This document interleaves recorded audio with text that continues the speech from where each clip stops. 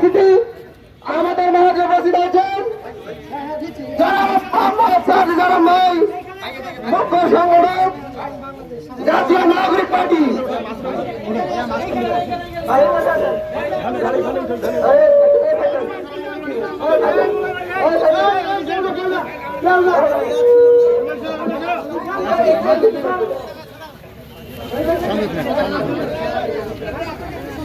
সম্মানিত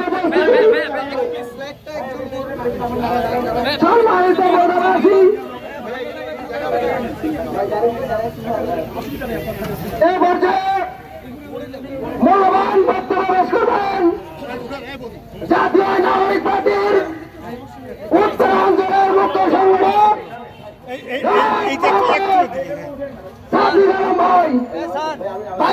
মূল্যবান বক্তব্য দেওয়ার জন্য বিনীতভাবে অনুরোধ করছি।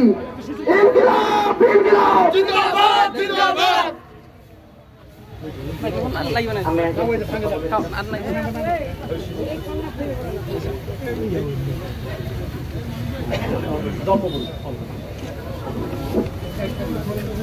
আসসালামু আলাইকুম ওয়া রাহমাতুল্লাহ। প্রিয় বদাবাসী, আমি হচ্ছে শিশির আসাদ, আপনাদেরই সন্তান। আমার বাসা হচ্ছে ময়দান লেগে তাসের পাড়া। আমরা পূর্বে জুলাই অভ্যুত্থানের পরবর্তী সময়ে জাতীয় নাগরিক কমিটির পঞ্চগড় জেলায় বোরা থানায় আমরা কাজ করেছি। এর পরবর্তীতে আমাদের জাতীয় নাগরিক পার্টি নামে একটি দল ঘোষণা হয় 28শে ফেব্রুয়ারি। বাংলাদেশে প্রচলিত যে রাজনৈতিক ব্যবস্থা, এই রাজনৈতিক ব্যবস্থার বিকল্প হিসেবে নতুন একটা রাজনৈতিক বন্দোবস্ত হওয়ার প্রয়োজন ছিল। এর পরিপ্রেক্ষিতে জুলাই অভ্যুত্থানের পর বিগত ফ্যাসিস্ট রেজিমকে ধূলিসাৎ করার জন্য, তাদের কবর রচনা করার জন্য আমাদের এই নতুন রাজনৈতিক বন্দোবস্ত। এই রাজনৈতিক বন্দোবস্ত হবে পরবর্তী বাংলাদেশ, নতুন বাংলাদেশ বিনির্মাণের জন্য একটা নতুন সংবিধানের মতো বাংলাদেশকে নতুন ভাবে পরিচালনা করার জন্য আমাদের এই যে নতুন রাজনৈতিক বন্দোবস্ত, এইটা বিগত ফ্যাসিস্ট এবং নব্য ফ্যাসিস্টদের কবর রচনা করবে। আমাদের সাম্রাজ্যবাদী প্রতিবেশী রাষ্ট্র শোষণ, প্রতিবেশী রাষ্ট্রের দমন পীড়ন সহ কোন রাষ্ট্রের মুখাপেক্ষী বাংলাদেশ কখনোই হবে না। এই চিন্তা ভাবনা নিয়েই নতুন রাজনৈতিক বন্দোবস্ত আমাদের জাতীয় নাগরিক পার্টি এনসিপি গঠন করা হয়েছে। তো আমাদের উত্তরাঞ্চলের আমাদের কৃতি সন্তান, বাংলাদেশের বর্তমান সময়ে জাতীয় কয়েকজন নেতার মধ্যে আমাদের অন্যতম নেতা সার্জিস আলম ভাই উত্তরাঞ্চলে দায়িত্বে আছে, 32টি জেলার দায়িত্বে। আমরা ওনাকে পঞ্চগড় জেলায় আমাদের বাজার থানায় নিয়ে এসেছি।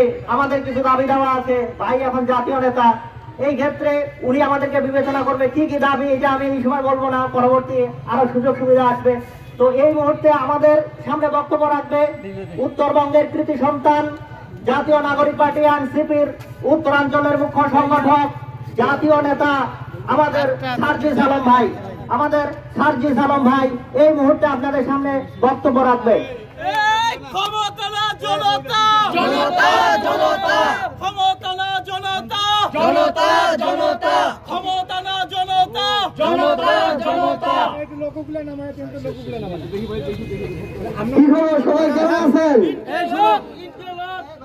বাড়ি বসে এলে যদি এলা আমি তুমি সারবা লাগে তাইলে তো আর হইনি। আমার টিমই ভালো। ব্যাপারটা হয় কি, কেউ যদি নেতা হয়ে নেয়, নিজের গোড়া এখন ভুলে যায়, তাহলে তো আর নেতা রইনি। যে এরকম হবে ওর আর নেতা হওয়ার দরকার নাই। বিগত দশকের পর দশক ধরে আমরা একটা জিনিস দেখছি, একবার নেতা হলে তার মাটিতে পড়ে না। এই নেতা আর আগামীর বাংলাদেশে চলবে না, পঞ্চগড়েও চলবে না। একটা জিনিস মনে রাখবেন, নেতাকে যদি আপনারা মাথায় উঠান তাহলে নেতারা আপনাদেরকে নিচে নামায় ফেলবে। এই জন্য সাধারণ জনগণের সাথে নেতার সম্পর্ক হবে ভাইয়ের সম্পর্ক, সহযোদ্ধার সম্পর্ক। এতদিন ধরে আমরা এই বাংলাদেশে তেল দিতে দিতে হাসিনাকে শেষ পর্যন্ত খুনি হাসিনা বানিয়ে ফেলেছি।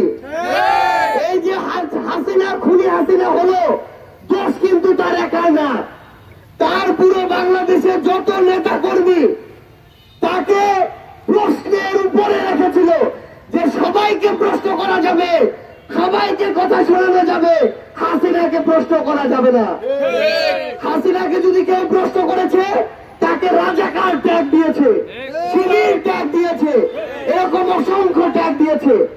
কাউকে যদি আপনি এমন প্রশ্নের উপরে রাখেন তাহলে সে ধীরে ধীরে সরকার থেকে স্বৈরাচারী সরকারে পরিণত হবে। এই হাসিনা বিগত 16 বছরে যারা ভুক্তভোগী ছিলেন তারা বলতে পারবেন, প্রত্যেকটা সরকারি অফিস, থানা হোক, ওই ভূমি অফিস হোক, হাসপাতাল হোক, প্রত্যেকটা জায়গায় দুর্নীতি, ঘুষ, লুটপাট, টেন্ডার এসব চালিয়েছে।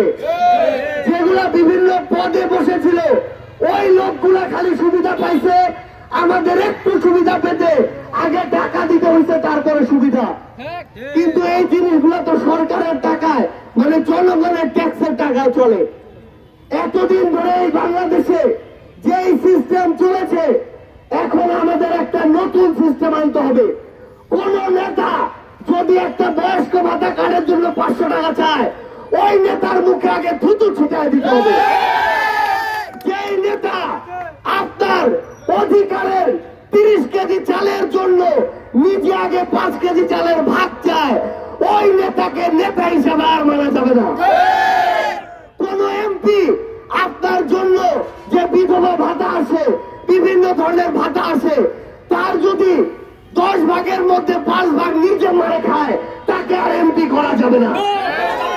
যে লোক খালি নির্বাচনের আগে আপনার কাছে ভোট চাইতে আসে, তাকে আর আপনারা আর আপনাদের প্রতিনিধি করবেন না, এমপি করবেন না।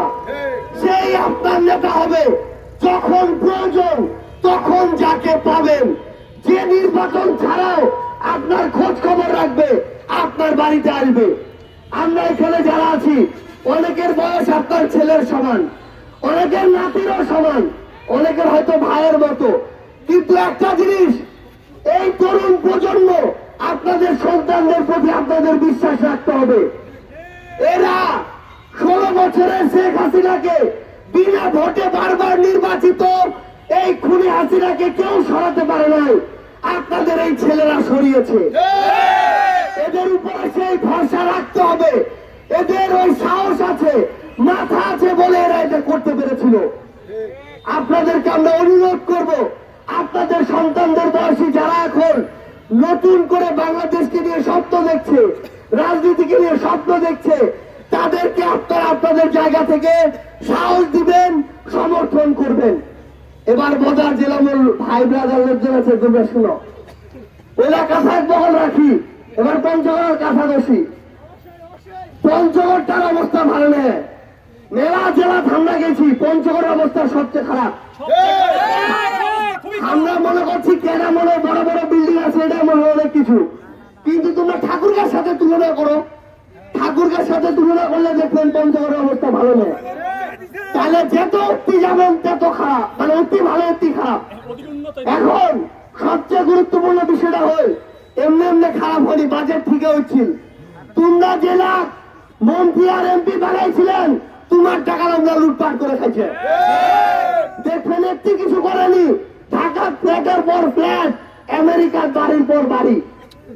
সবচেয়ে বড় কথা হল, জেলা এতদিন তোমার আগত এই ভুলায় ভালায় নির্বাচনের আগত 2টা কথা কয়ে লুটপাটলা করছে, এইলা লোক আর কোনদিন তোমার সামনে দাঁড়াবা দিবেননি।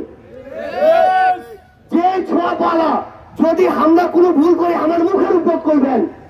আমরা ওই রকম নেতা হওয়া চাই না যে নেতাকে একটা ভুল ধরা দেওয়া যাবেনি, যে নেতা একটা কথা বলে মনে করবি আমার প্রতিপক্ষ, এক জেলত লাগাও, এক পুলিশদের ধরায় দাও।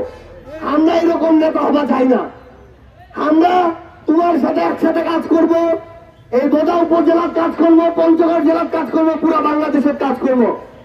আমরা নতুন একটা বাংলাদেশের রাজনৈতিক পার্টি বানাইছি, জাতীয় নাগরিক পার্টি। জাতীয় নাগরিক পার্টি, সংক্ষেপে এনসিপি। তো এই যে পার্টিটা, আমরা তোমার দরজায় দরজায় যাব, তোমার ঘর যাব। এবার ভালো নি লাগবে, পরের বার তো লাগবে, কিন্তু আমরা তোমার কথা কইব, তোমার কাজ করব। তোমরা খালি আমার জন্য দোয়া করবেন আর আশীর্বাদ করবেন।